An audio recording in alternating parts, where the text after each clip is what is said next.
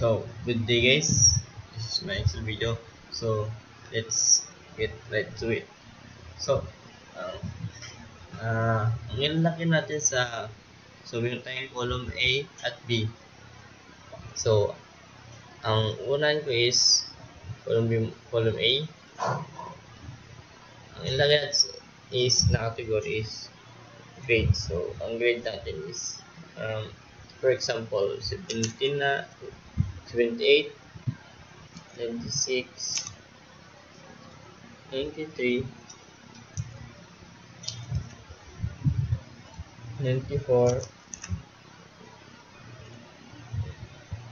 75, 89, 90, 86, 95, 87.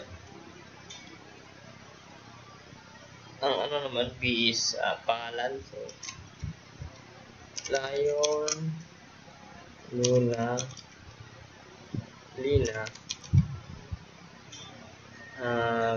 Queen, King, Ben, Marcy,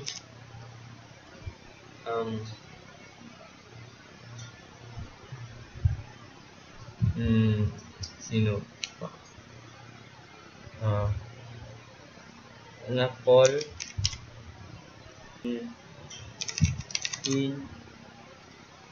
at Rose.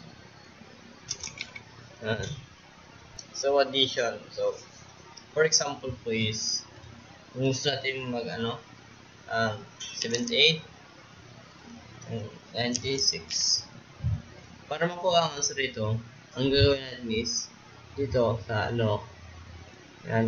equals, and then, kailangan natin mag-click dito, click natin yung number kasi tinype natin, click, then, pinutin natin yung plus na sign, shift plus yung plus na sign para lumabas, and then click tong isa na number, then enter. Labas na yung answer. Sa mga example, 34 plus 56. Same din po. Click din sa baba nyo to, press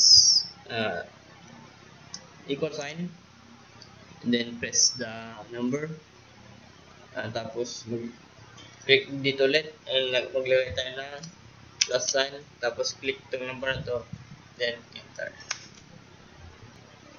So, subtraction naman. So, maglagay tayo ng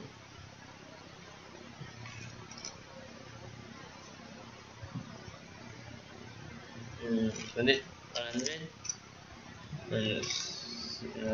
dyan 50, 17 po ang gagawin natin. So, sa baba nito, click ito, and minus, click, maglagay tayo ng equal sign, click natin number, then yung minus, tapos click, maglagay tayo ng minus sign, then click tong yung number, then enter. Yan po. Ulit. So, 78 minus 37. So, ganun din po. Ito sa baba niya, maglagay tayo ng equal sign, click yung number, ito yung number na to, then maglagay tayo dito ng minus sign, then click tong number na to, and then enter. Lumabas na. Maglagay tayo number 5 times 5. Ganun po at isuba niya. Yan. Maglagay tayo ng equal sign, click to, number to, and ang pa natin is multiplication is asterisk, click asterisk, pindot tong 5, and then enter.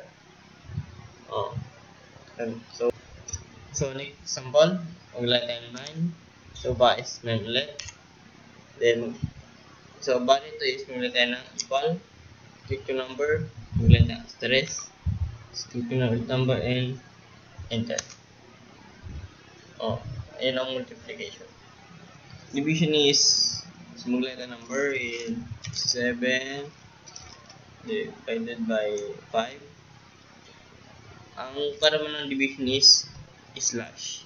So, equal sign, click yung number, lagay tayo ng slash, click yung 5, enter.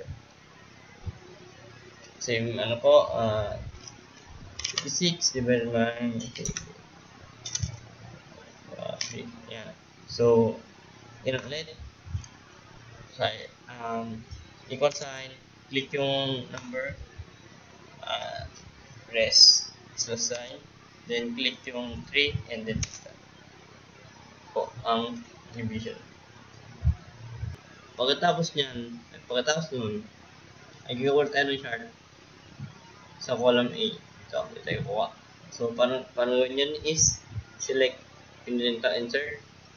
Ito, magpili na lang kayo kung anong gusto yung chart. Pero ang gagamitin ko is pie chart. So, pinili dyan, pie chart. Then, wait yung button lumabas. Ito, select yung button sa punto. Po. Then, lalabas dito. Then, press apply. Ito na, yung chart na. So, yung pangalan, title, palitan natin.